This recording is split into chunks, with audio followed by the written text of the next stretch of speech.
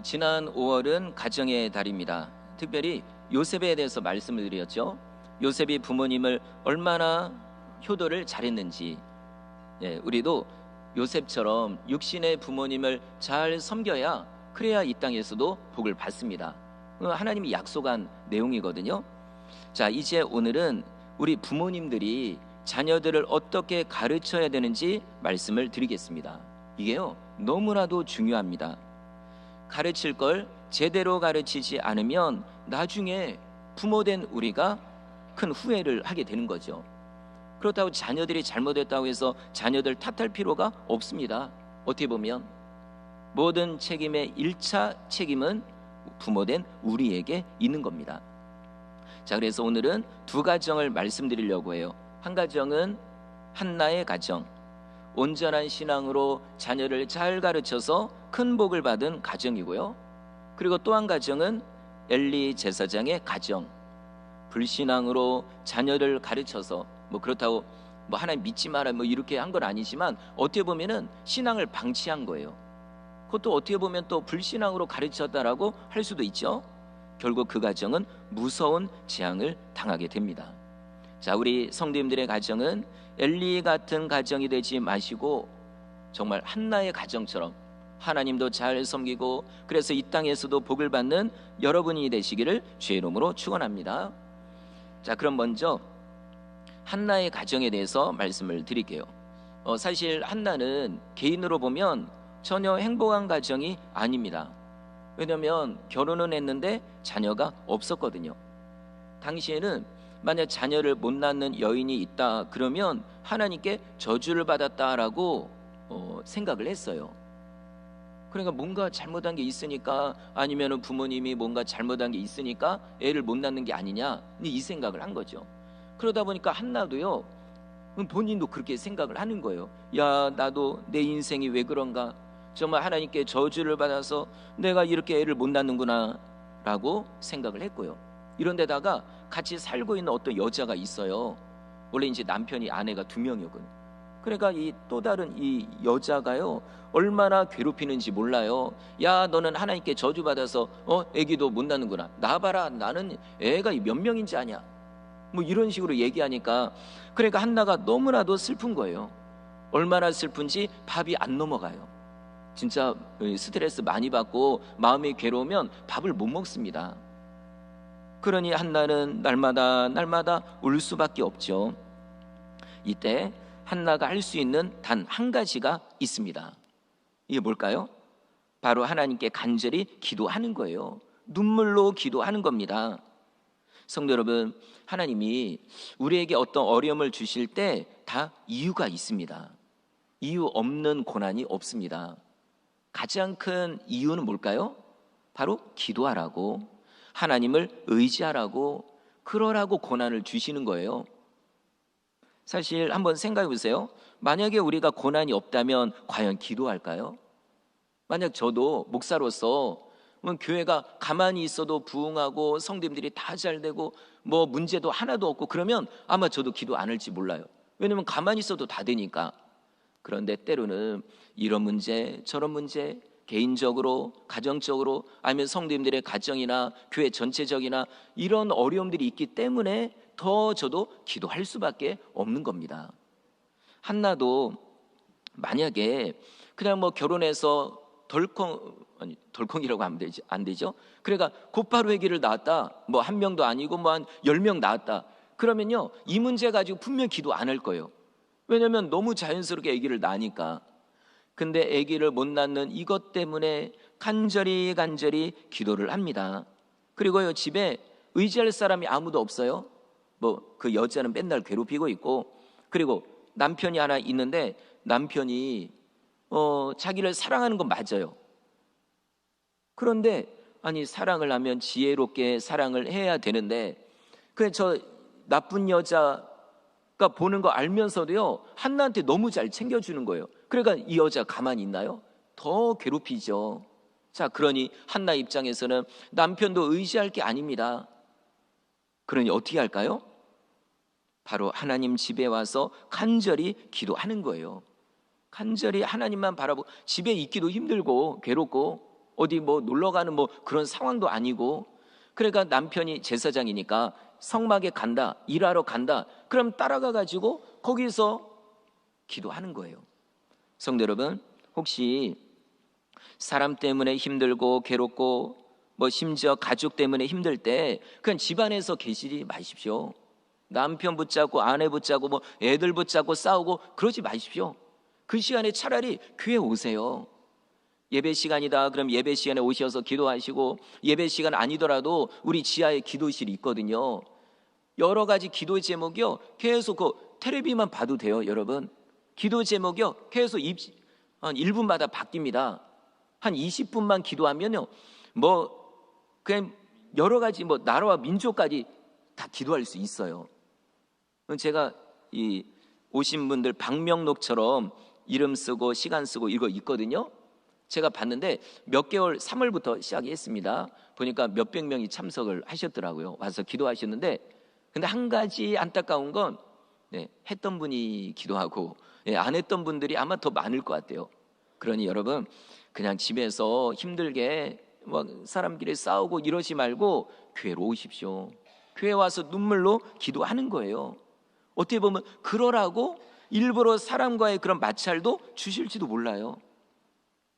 한나도 뭐 의지할 게 아무도 없잖아요. 그래서 성막에 와서 간절히 기도합니다. 눈물을 밥 먹듯이 기도하는 거예요. 그랬더니 진짜로 기적이 일어납니다. 오랫동안 아이를 낳지 못했는데 정말로 아기를 낳은 거예요, 이 한나가. 그러니까 여러분, 이 한나가 뭘 잘못해서 저주를 받아서 아기를 못 낳는 게 아닌 거예요. 하나님이 엄청난 복을 주시기 위해 오히려 일부러 고난을 주신 거죠. 왜 그러냐면 앞으로 한나가 낳을 아들은요, 이 나라의 이스라엘의 지도자가 될 거거든요. 그러니까 누군가 기도가 필요한 거예요. 뭐 누가 많이 기도할까요? 그 아이를 위해서 당연히 엄마가 많이 기도하겠죠. 그러니까 아기를요 쉽게 준 게 아니라 뜸을 들이며 한나가 더 많이 기도할 때까지 기다리신 거예요.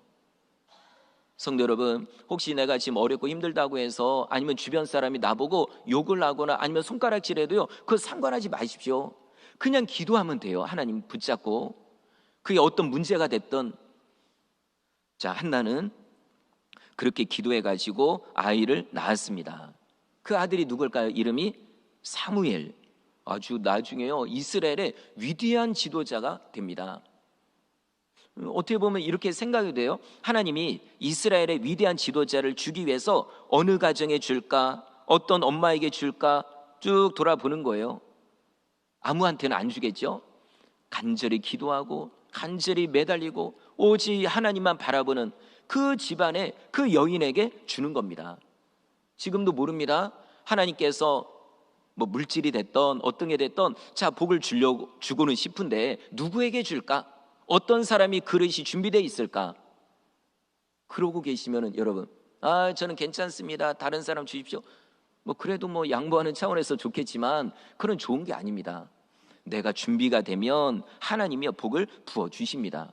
그러니까 준비가 돼야 돼요. 한나는 얼마나 기도했는지 하나님이 사무엘이라는 아들을 주셨고 뿐만 아니라 또 주십니다.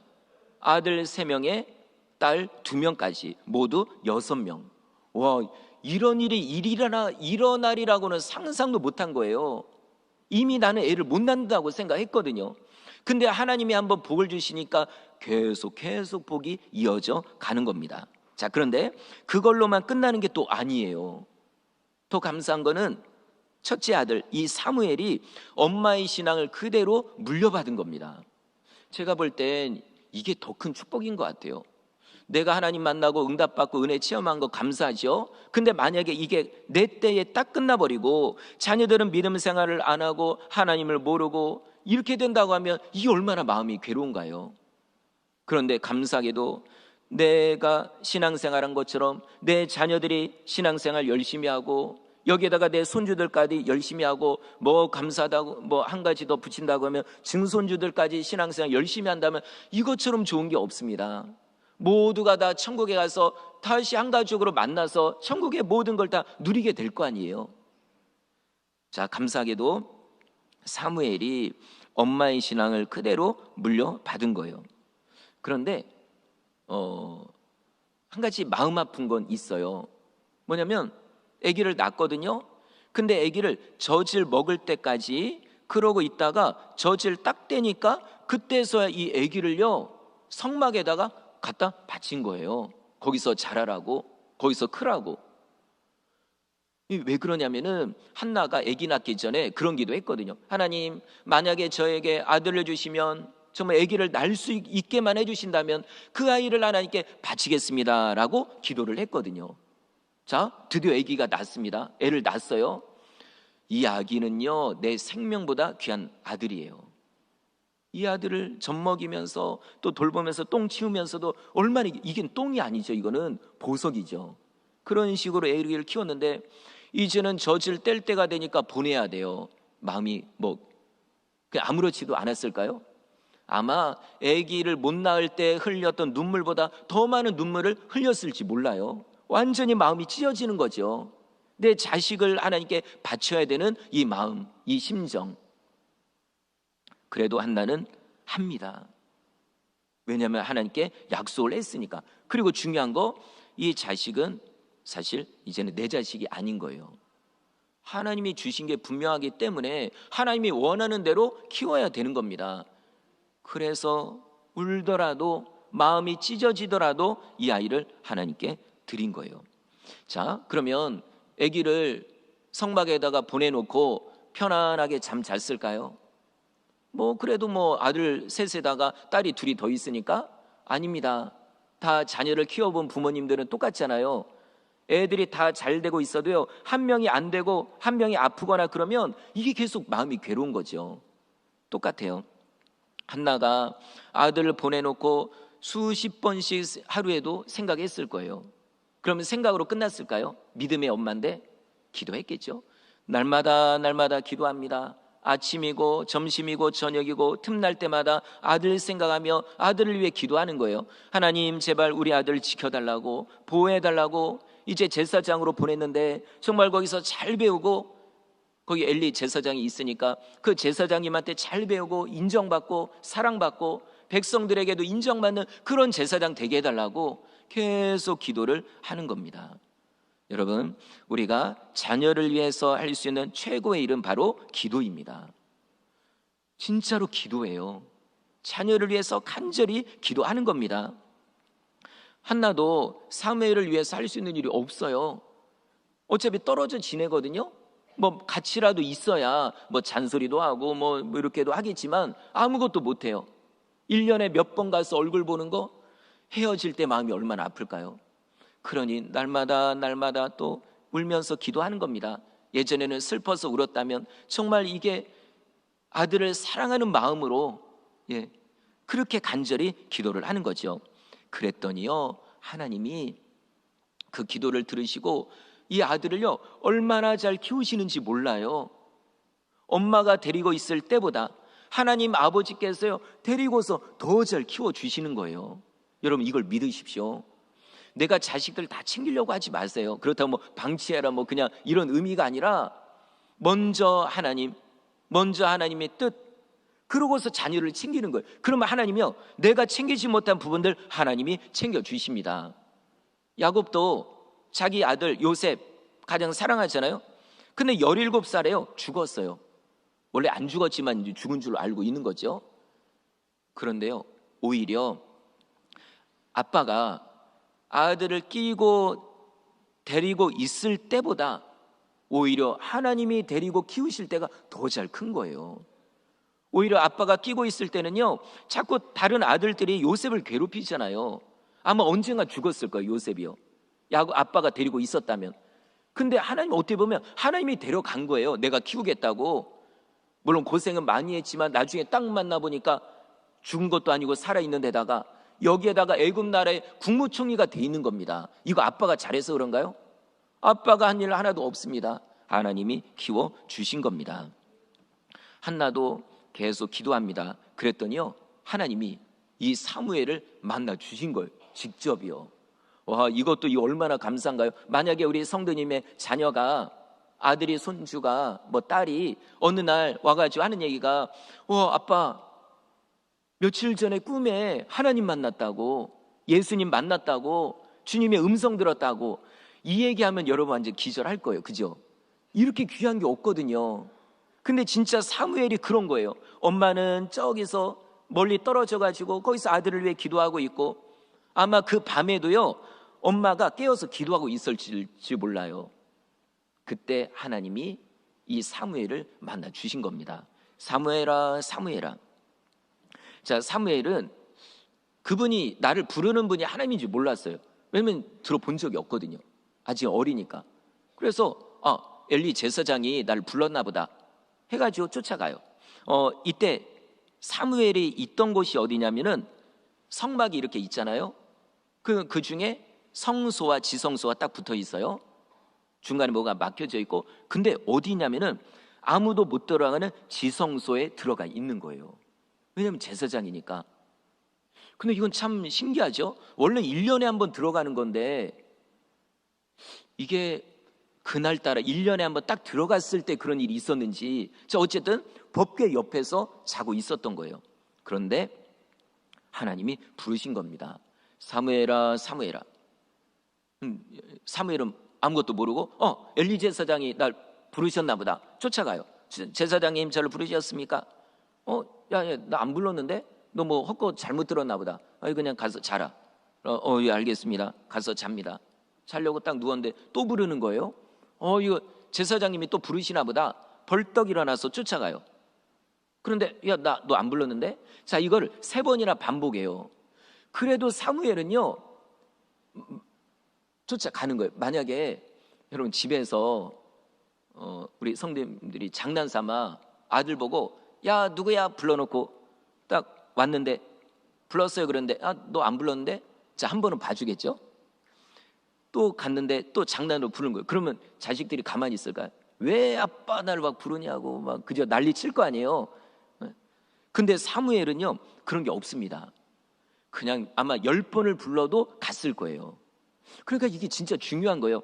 아이들이 어렸을 때 순종을 배우고, 그리고 또 어떤 불렀을 때 즉각적으로 반응할 수 있는 이런 일들, 이게 되게 중요합니다. 자, 사무엘이 또 갑니다. 그랬더니 알고 보니까 이거는 엘리 제사장이 부른 게 아니라 하나님이 부르신 거예요. 그때 드디어 이 어린 사무엘이 하나님의 음성을 들은 겁니다. 참, 이걸 볼 때 우리가 할 수 있는 일, 그거는 이 부분만 보면 2가지입니다. 아까 말씀드린 것처럼 하나는 기도하는 것, 계속 기도하는 거예요. 자녀들을 위해서 정말 기도하고 눈물로 기도하는 겁니다. 그 다음에 또 하나는 뭐냐면 자꾸만 성전으로 데리고 오는 거예요. 사무엘은 어렸을 때부터 성막에 살았어요. 그러다 거기서 하나님의 음성을 들었죠. 지금도 우리 교회 보면은 어린 아이들을 데리고 오는 부모님들이 계십니다. 할머니 할아버지가 데려오는 경우도 있어요. 그거요 엄청난 축복입니다. 함께 예배하고 함께 설교 듣고 애들이요 뛰어다니는 것 같아도요 다 들어요. 어제도 목장 예배 드리는데 애들이 여러 명 있었어요. 근데 제가 설교를 이렇게 하니까 그냥 어떻게 아는지 그냥 딱딱 대답을 해요. 아니, 미리 대답을 하더라고요. 정말 너무나도 기쁘고 너무 감사했습니다. 그러니까 애들을 할 수만 있으면 데려와서 예배드리게 하는 거예요.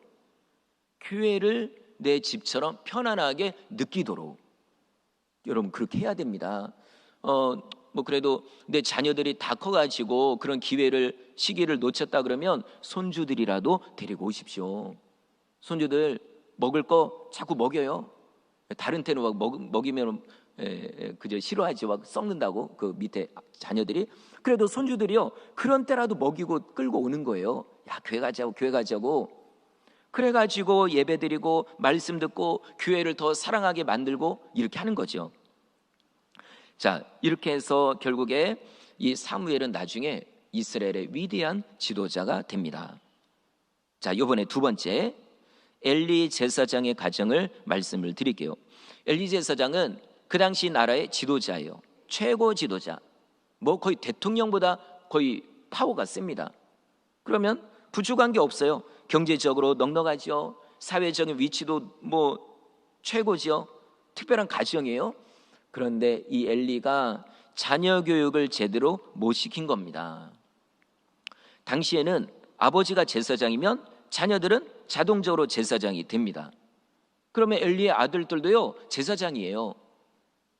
그런데 명색은 제사장인데 하는 행동은 완전히 죄인입니다. 백성들 중에서도 아마 이런 백성들이, 이런 죄인이 없을 거예요. 너무나도 못된 짓을 해요. 제가 그거를 세 가지로 말씀드릴게요. 첫 번째, 2장 12절에 보니까 엘리의 아들들은 행실이 나빠 여호와를 알지 못하더라.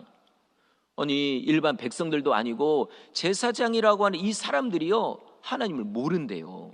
예, 하나님이 뭘 원하는지도 모르고.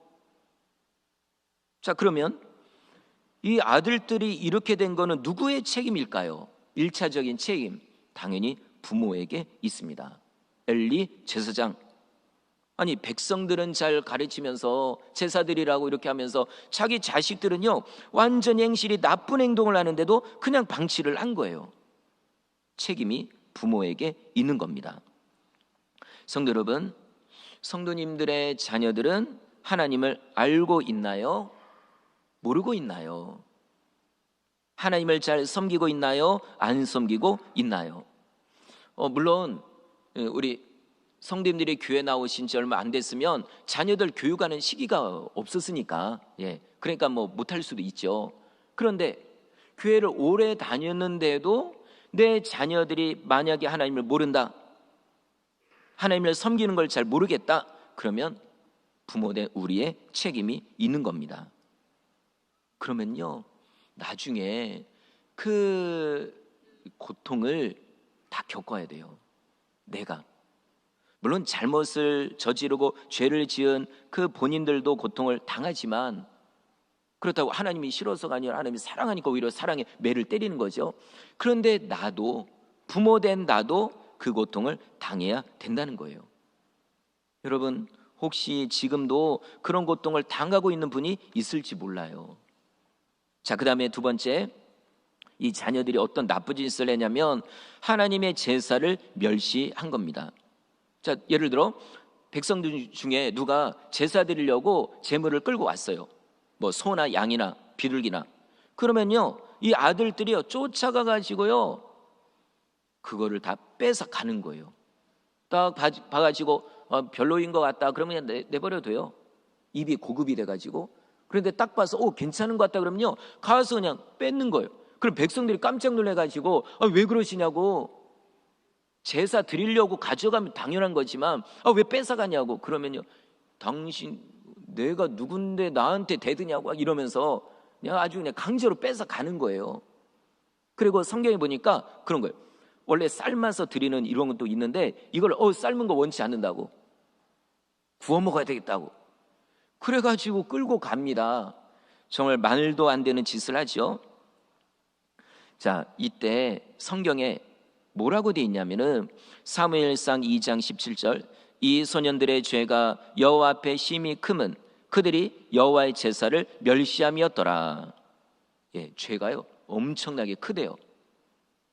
하나님의 제사를 멸시했다는 거예요.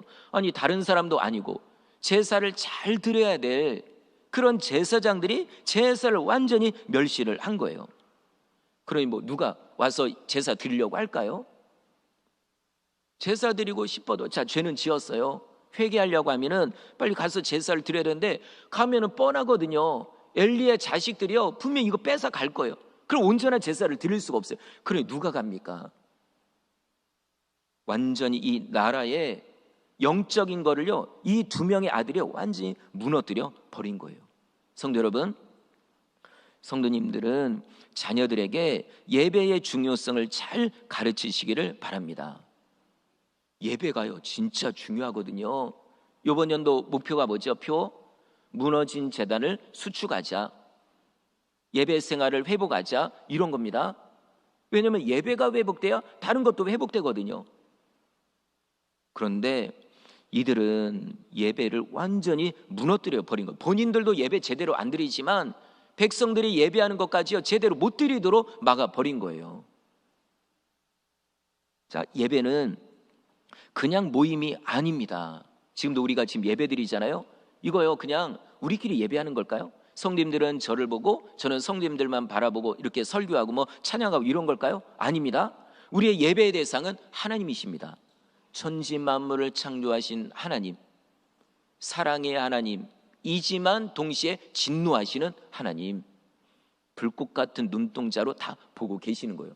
그런데 이런 예배를 소홀히 한다면, 이런 예배를 멸시한다면 어떻게 될까요? 하나님은요, 여러분 가만히 안 계십니다. 우리를 사랑하기 때문에라도 때로는 혼내시는 거예요. 성도 여러분, 예배 생활 너무나도 중요하거든요. 그런데 보십시오. 자녀들 예배 생활 원하시잖아요. 그죠? 지금 교회 안 다니는데 자녀들 빨리 왔으면 좋겠다고. 그런데 먼저 한번 생각해 볼게요. 그럼 나는 예배 생활 잘하고 있나? 이겁니다. 먼저 내가 예배 생활을 잘해야 자녀들이 그걸 보고 배우거든요. 그런데 나도 예배 생활을 소홀히 하는데 자녀들이 뭘 보고 배울까요? 아무리 그냥 귀에다 대고요, 그냥 하루에 몇십 번씩 예배 잘 드려라 잘 드려라 아무리 얘기해봤자 뭐라고 그럴까요? 아빠나 잘 들으세요, 엄마나 잘 들으세요, 아마 이렇게 얘기할 거예요. 너무나도 중요합니다.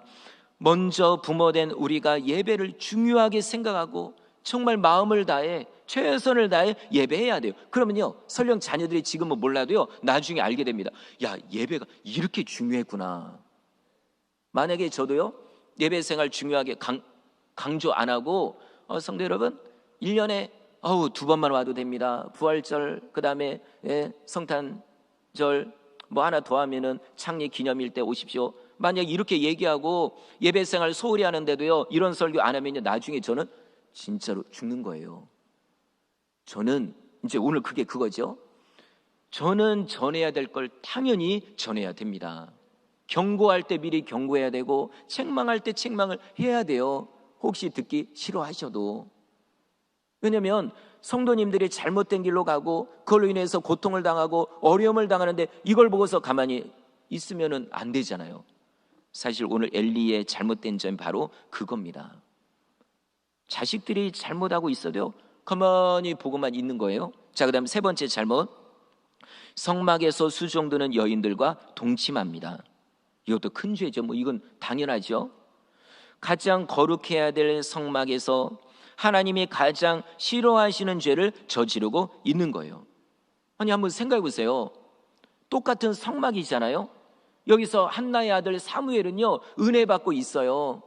하나님의 음성을 듣고요 하나님을 만납니다. 위대한 선지자로 차곡차곡 잘 자라가고 있어요. 믿음이 차곡차곡 쌓이고 있습니다. 그런데 똑같은 성막에서 이 엘리의 아들들은요 멸망의 길을 가고 있는 거예요. 어떻게 보면은 지금도 성님들 중에요 은혜 받는 분들이요 많이 계십니다. 요즘에도 얘기 들어보면 그런 신령한 이런 신기한 체험을 하는 분들이 계세요.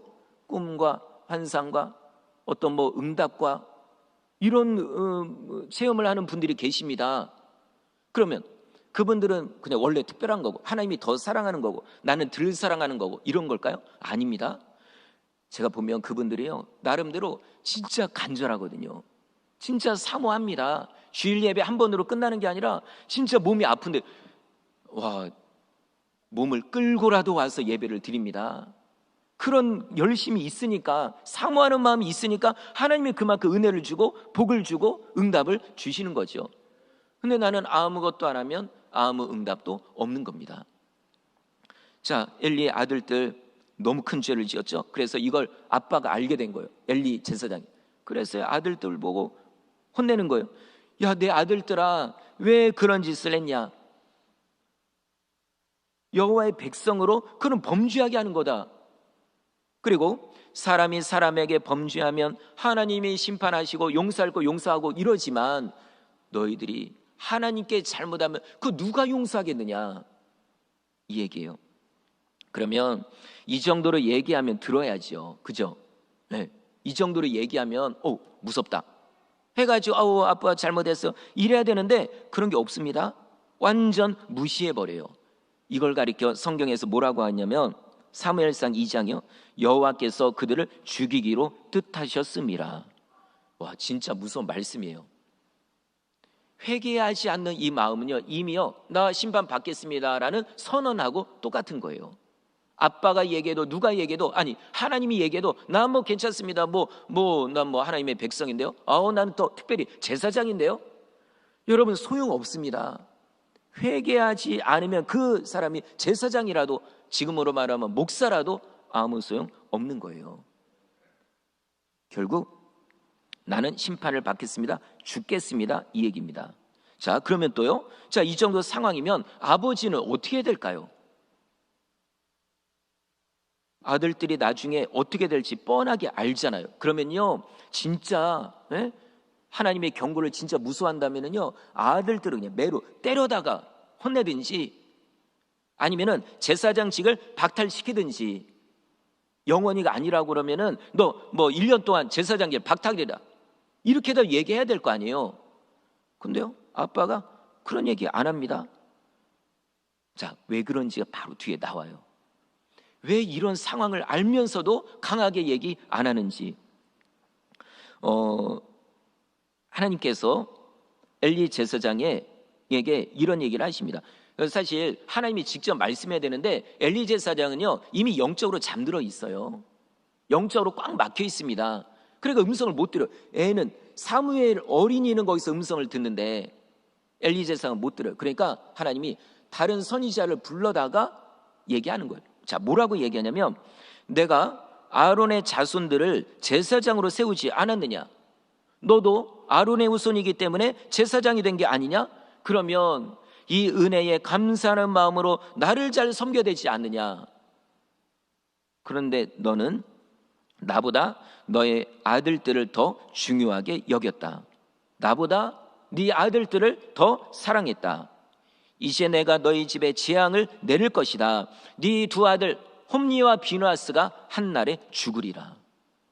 그리고 그 자리에는 내가 예비한 충실한 제사장을 세울 것이다. 그 제사장이 누구죠? 어린 사무엘이에요. 하나님이요, 같은 성막에 있는데 이 두 아들은 죽이겠다고 하셨고 어린 사무엘은 잘 키우고 계시는 겁니다. 한 성막 안에서도요, 한 교회 안에서도 이런 일이 일어날 수 있는 거죠. 정말 이걸 보면, 그러니까 그거예요. 엘리 제사장이 왜 이런 무서운 경고를 듣는데도 애들을 막지 않았을까? 하나님보다 자식을 더 사랑했으니까 이거예요. 내가 혼내면 내 자식들이 마음이 아플 텐데, 내가 때리면 너무 아플 텐데, 내가 하나님 얘기 자꾸 하면 싫어할 텐데 해가지고요, 그걸 안 말린 거예요. 잘못하고 있는 거를. 그게요, 하나님보다 더 사랑한다는 증거입니다. 혹시 성도 여러분, 자녀들에게 하나님에 대해서 가르치지 않고 말하지 않고 그러고 있다고 하면 하나님보다 자녀를 더 사랑한다는 증거입니다. 자, 하나님이 이 모든 거를요, 앞으로 일어날 일을요, 어린 사무엘에게 얘기를 해주는 거예요. 자, 11절 읽어볼까요? 시작. 여호와께서 사무엘에게 이르시되, 보라, 내가 이스라엘 중에 한 일을 행하리니 그것을 듣는 자마다 두 귀가 울리리라. 얼마나 충격적인지요. 딱 들으면 귀가 그냥 꽝 울릴 정도로, 깜짝 놀랄 정도로 그런 일이 일어난대요. 어디에? 엘리 집안에. 12절에도 보니까 내가 엘리의 집에 대하여 말한 것을 처음부터 끝까지 그날에 그에게 다 이루리라. 그날에 다 이루어진다. 이 무서운 일이요. 그날에, 심판의 날에. 그리고 영원토록 심판한대요. 그럼 이 얘기는 다시는 돌이킬 기회가 없다는 겁니다. 하나님이 참을 때까지 참은 거예요. 성도 여러분, 이거 잘 생각하십시오. 그래요, 하나님은 사랑이 하나님이기 때문에, 자비의 하나님이기 때문에 내가 죄를 지어도 하나님은 다 참으실 거야 라고 생각하면 착각입니다. 여러분, 하나님이요, 당장 벌을 안 주는 이유는 회개할 기회로 주는 겁니다. 기다릴 뿐이에요. 죄 짓는 거 그냥 하나님이 그냥 방치하는 게 아닙니다. 내가 그래 참을게, 내가 참을게, 빨리 회개해라, 이 음성을 들어야 되는데 이걸 모르고요, 계속해서 죄를 범하는 거예요. 내 자식이 믿음에서 떠나 있어도 괜찮아 뭐 그거 아닙니다. 자, 13절 한번 읽어볼까요? 13절 시작. 도록 심판하겠다고 그에게 말한 것은 그가 하는 죄악 때문이니 이는 그가 자기 아들들이 저주를 자청하되 금하지 아니하였음이니라. 아멘. 엘리의 자녀들이 죄 지은 게 맞아요. 그런데 그거를 막지 않은 아빠의 책임도 있는 겁니다. 조금의 책임이 아니라 아주 똑같은 심판을 받을 책임이요. 무서운 일. 14절 이렇게 되어 있습니다. 그러므로 내가 엘리의 집에 대하여 맹세하기를 엘리 집의 죄악은 제물로나 예물로나 영원히 속죄함을 받지 못하리라 하였노라 하셨더라. 영원히 죄사함을 못 받는데요. 자, 이게 무슨 뜻이냐면은 예를 들어 어떤 약이 있어요, 집에. 근데 제가 보니까 이건 뭐 오래된 약 같고 뭐 그러네. 그래서 내가 버려버렸어요. 근데 나중에 알고 보니까요, 이게요, 내 아내에게 너무나도 귀한 약인 거예요. 없어서는 안 될 약. 근데 내가 버려버렸으니까 이거 어떻게 됩니까? 여러분, 똑같아요. 그 당시에 죄를 용서받는 방법은 제사와 제물입니다. 그런데 이거를 엘리 자녀들이요, 밟아 버린 거예요. 아예 그냥 쓸데없게 만들어 버린 겁니다. 쓸모없게. 그러니 본인들이 죄를 지었는데 해결할 방법이 없는 거예요. 본인들이 그거를 다 부셔버렸으니까. 그 얘기입니다. 방법이 없는 겁니다. 자, 그러면 이런 얘기를 계속 듣잖아요. 선지자한테 얘기 듣고 백성들이 맨날 수시로 얘기했을 거고, 여기에다 어린 사무엘이 음성 듣고 얘기를 했습니다. 그럼 어떻게 될까요? 이 상황에서 그냥 진짜 마음을 찢고 옷을 찢고 눈물을 흘리며 회개해야 됩니다. 그리고 자녀들한테 쫓아가서 너네 진짜 이거 큰일 났다, 너네 죽는다고 한다, 막아야 돼요. 근데 뭐라고 하는지 아십니까? 그 사무엘, 어린 사무엘이 얘기하니까 그래, 뭐 하나님이 선하신 대로 하시겠지, 이게 끝이에요. 다른 말로 하면 그래도 하나님은 선하신 하나님이니까 뭐 설마 그런 일이 있겠어, 이 얘기입니다. 자, 어떻게 됐을까요? 얼마 후에 그 경고대로 다 이루어집니다. 블레셋과 이스라엘이 전쟁이 일어났어요. 전쟁은 군인들만 나가죠. 원래 그렇게 나갔어요. 근데 이스라엘이 지고 있는 거예요. 야, 안 되겠다, 하나님의 법궤를 모시고 오자. 그러면 하나님이 우리 도와줄 게 아니냐 한 거예요. 그런데 법궤를 모시고 오는데 법궤 혼자 오나요? 그 누가 이고 와야 돼요? 제사장들이, 엘리의 자녀들이. 아마 가기 싫었을 거예요, 전쟁터에. 여기 있고 싶죠. 근데 어떻게 해요? 명색이 제사장인데. 어깨에 짊어지고 울면서 벌벌 떨면서 전쟁터로 끌려갑니다. 거기서 죽은 거예요, 두 아들이요. 자, 그런데다가 하나님의 법궤까지 뺏겨버렸어요. 이 소식을 누가 듣냐면은 성막에 남아있던 엘리 제사장이 들은 거예요. 의자에 앉아 있었거든요. 근데 그 소식을 듣자마자 얼마나 충격을 받았는지 뒤로 그냥 확 꼬꾸라진 겁니다. 목이 부러져 죽은 거예요, 그 자리에서. 그리고 또 이 소식을 들은 며느리가 배가 이제 산달이 됐거든요. 근데 얼마나 충격을 받았는지, 여러분 그러잖아요. 갑자기 진짜 충격받으면요, 애를 낳아야 될 때가 아닌데 미리 나오는 경우가 있어요. 그런 거예요. 애를 낳게 되는데 이때 이 며느리가 죽습니다, 그날. 여러분, 진짜로 무서운 얘기잖아요. 하루아침에 다 죽어 나간 거예요. 자, 이런 일들, 사실 오늘 말씀이 너무 무거워요. 근데 왜 이런 말씀이 우리에게 필요하냐면, 지금 세상에서요, 우리 자녀들을 유혹하는 게 너무나도 많습니다. 다음 주에 우리가 동성애에 관련된 거 이거 서명을 할 거거든요. 그걸 반대하는 그 내용으로요. 근데 거기서 좀 더 자세하게 말씀드리겠지만, 지금도요 계속 우리 자녀들을요 성적인 죄와 여러 가지 것들로 유혹을 해요. 이번에 퀴어 축제 있었습니다. 한 23일, 거의 한 달 정도 하는데, 그 중에 하이라이트가 어제 토요일 날 퍼레이드를 해요. 다 그냥 그냥 빤스만 입고 뭐 여자고 남자고. 그런데 그 축제의 첫날, 이제 축제를 개최합니다라고 한 그 선포한 그 자리가 어디서 했냐면은 교회에서 한 거예요. 교회, 목사님의 주도하에. 그러면 우리 자녀들은요, 괜찮을까요? 지금도 교회 다니는 아이들, 학생들이요, 절반 이상이 동성애 괜찮아요, 뭐 그게 뭐가 죄가 됩니까? 이러고 있습니다. 그러니 이거를 그 세상의 흐름대로 놔두면 안 됩니다. 그럼 우리 부모가, 그리고 또 우리 교회에서 분명한 말씀의 기준을 가르쳐야 되는 거예요. 하나님을 경외하는 법, 하나님이 원하는 뜻, 하나님의 말씀, 이걸 가르쳐야 애들이 나중에 그거를 접하더라도 아, 이건 아니구나 알 수가 있죠. 근데 집에서도 배우지 못했고 교회에서도 배우지 못했고 그러면 그 흐름대로 똑같이 따라가는 겁니다. 여러분, 우리 교회는 그런 일이 없기를 바랍니다. 이번에 부흥회 내일부터 있는데 이때 자녀들 손주들 데리고 오십시오. 예, 진짜 뭐 사탕 뭐 아니면 그냥 뭐 비싼 거 뭐 사주더라도 데리고 오십시오. 애들 떠드는 것 같아도 다 말씀 듣습니다. 그래서 이번에 정말 많은 분들 개인적으로는 신앙을 회복하기 위해서 오시고 응답받기 위해서 오시고, 그리고 우리 자녀들은 또 은혜 받기 위해서 엄마 아빠가 어떻게 예배하는지 어떻게 기도하는지 얼마나 부르짖어 기도하는지를 보여주는 거예요. 자, 그래서 우리 성도님들 모든 분들이 다 은혜 받고 응답받는 귀한 시간이 되기를 주의 이름으로 축원합니다.